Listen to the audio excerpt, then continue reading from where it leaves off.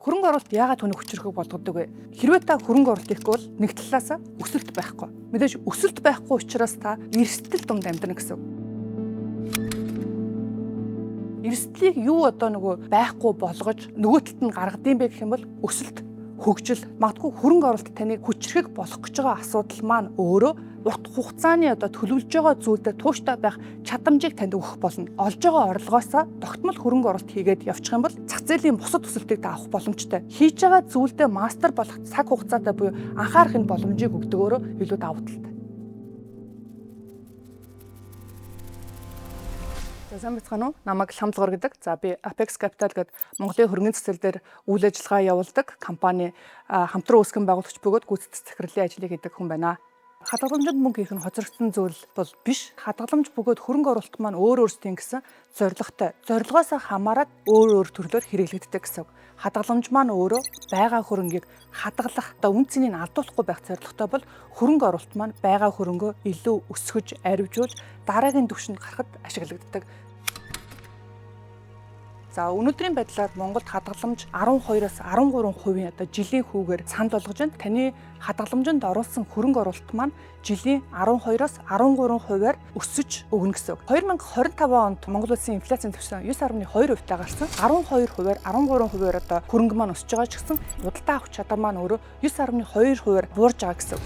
Таны яг бодит өгөөж маань мөнгөний цэвэр нийтдээ нэмэгдэж байгаа дүн маань энэ хоёрын хувийн зөрүүгээр илэрхийлэгдэнэ гэсэн үг. Тухайн бүтээгдэхүүн маань яагаад хадгаламж гэж байгаа юм бэ гэхээр эргээд байгаа хөрөнгөө хадгалахад зориулагдаад явчихж байгаа. За тэгтэл хөрөнгө оруулалт маань өөр төрөлтэй. Хадгаламжтай адил төстэй бондын хөрөнгө оруулалтын бүтээгдэхүүн байгаа. Бондын хөрөнгө оруулалт өнөөдөр төгрөгдөр бол жилийн 20% дундаж өгөөжтэй байна. Таны хөрөнгө оруулалт маань жилийн дундаж 20%-аар өссөн гэсэн. Эргээд хувьцаа бөгөөд бусад төрлийн хөрөнгө оруулалт бол байгаа. 25 онд Монголын хөрөнгөний зах зээлийн дундаж өсөлт маань өөрөө 24% байна. Энэ маань болохоор та хэрвээ Монголын бирж дээр ажиллаж байгаа хувьцаанд хөрөнгө оруулалт хийх юм бол 25%. Эргээд та буцаагаад өөр төрлийн жишээлх юм бол алтанд хөрөнгө оруулалт хийлэх гэхэд сүүлийн 1 жилийн хугацаанд бол 2 дахин өсчихсөн үзүүлэлттэй байна. Энэ мэтчлэн хөрөнгө оруулалтын бүтээгдэхүүнүүд маань маш олон төрлийн сонголттой байдаг. За тэгэхээр яагаад хөрөнгө оруулалтын дээр танд судалгаа хийх, зөвлөгөө авах, мэргэжлийн хүмүүс шаардлагатай вэ гэхээр хөрөнгө оруулалтын бүтээгдэхүүн маань төрлөөсөө хамааруулаад, хугацаанаас хамааруулаад олон төрөлтэй байдаг. Энэ нь өөрөө таны эрсдэл даах чадамжаас хамааруулаад та эргээд сонгох юм шаардлагатай болдог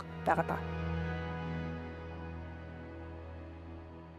Бид бол Монголын хөрөнгөний зах зээл дээр хөрөнгө оруулалтын зах зээл дээр ажилладаг ийм хүмүүс байгаа. Тэгэхээр манай зах зээл дээр бол илүү индексжүүлсэн, багцлсан хөрөнгө оруулалтын бүтээгдэхүүн бол эрэлт хэрэгцээтэй байна. Багцлсан гэхээр тухайн хөрөнгө оруулагчийн багцад маань тогтмол хүүтэй бондын бүтээгдэхүүн, commodity буюу товарын зах зээлээс ашиг авах бүтээгдэхүүнүүд, биткойн болон этериумыг багцлчихсан индексжүүлсэн бүтээгдэхүүнүүд олон улсын маркет дээрээс зах зээлийн өсөлтийг авах багцын хөрөнгө оруулалтын бүтээгдэхүүн бол илүү эрэлт хэрэгцээтэй байна. Багцын хөрөнгө оруулалтын бүтээгдэхүүн маань таны эрсдэл даах чадамж бөгөөд хөрөнгө оруулалтын хугацаанаас хамааруулаад олон төрлийн бүтээгдэхүүнээс та багцаа бүрдүүлээд явчихж байгаа гэсэн үг. За тэгэхээр тухайн бүтээгдэхүүнийг хамгийн хялбараар хийж болох арга маань болохоор индексжүүлсэн бүтээгдэхүүнийг шууд авах байж болно гэсэн үг. Эхний сонголт болж чаддаг. Америк нэгдсэн улсын нийт зах зээлийг багцлчихсан S&P 500 индексийг жишээ дурдж болж байна. Зах зээл дээр үйл ажиллагаа явуулж байгаа топ 500 компани хувьцааг багцлаад жигнээ дунджаал гаргацсан гэсэн үг. Энэ нь өөрөө таны хөрөнгө оруулалтын бүтээгдэхүүн маань 500 компани хувьцааны үнийн уналт болон өсөлттэй хамтдаа явчихж байгаа гэсэн. Эргээд энэ нь мэдээж давуу болон сул талтай. Мэдээж давуу тал нь гэх юм бол таны цаг хугацааг илүү хэмнээд өгч чинь тухайн зах зээлийн бөгөөд тухайн компаниудын хөрөнгө оруулалтын инновац, шинжилэл, нийтдээ удирдлагуудын ур чадварыг та хөрөнгө оруулалтнаа шингээгээд авчиж байгаа бол за сул тал нь бол мэдээж энэ чинь өөрөө олон компанийг индексжүүлээд жигнээ дундчлаад гаргачихсан учраас жигнэсэн дунджаар таны хөрөнгө оруулалтын өсөлт бөгөөд уналт маань бол яг дундажлаад явна гэсэн. За тэгэхээр индексжилсэн бүтээгдэхүүн маань хамгийн түгээмэл сонголт болж чадж байгаа.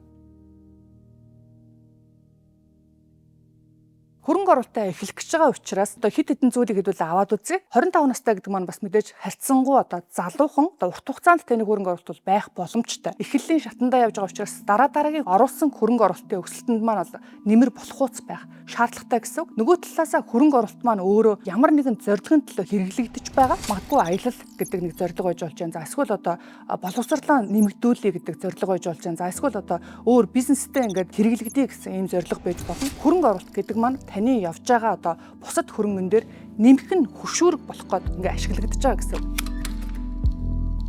Яг өнөөдөр Монголын хөрөнгөний засал дээр Apex дээр та ирээд 500 саяар хөрөнгө оруулалт хийе гэх юм бол биднэрт ингээд асар олон ингээд сонголт байж болж байна. За жишээлх юм бол Монголын хөрөнгөний засал дээр үйл ажиллагаа явуулж байгаа компаниудын хувьцаанаас та авч болж байна те. За тэгэхээр энэ нь өөрөө таны хөрөнгө оруулалтын хугацаа бөгөөд ямар зорилгын төлөө явж байгаа юм бэ гэдгээс илүү хамаарна. За нөгөө талаасаа гэх юм бол олон улс дээр үйл ажиллагаа явуулж байгаа компаниудаас та ингээд индексжүүлсэн. За түрүүний жишээнээр дурдсанчлаа нийт 500 компаниг индексжүүлсэн индексээс авчиж болж байна. Магадгүй та илүү одоо нөгөө шин залуу үе учраас технологийн компаниудыг индексжүүлсэн компаниас авчиж за Nasdaq индексийг авчиж ч юм уу гэх юм боломжтой гэсэн. Шууд ямар төрлийн бүтээгдэхүүн бэ гэхээсээ илүүтэйгээр хөрөнгө оруулалт маань өөрөө ямар тодорхой нэгэн зорилгын төлөө хугацаатаагаар байршиж байгаа. Тэгэхээр таны зорилгоос илүү хамаарна гэсэн. Би өөрийгөө одоо 25 настай. За тэгээд 500 мянган төгрөгтэй эхлэх гэжсэн бол доктортой байж чадах технологийн компаниудыг индексжүүлсэн хувьцаанаас бол авах байсан.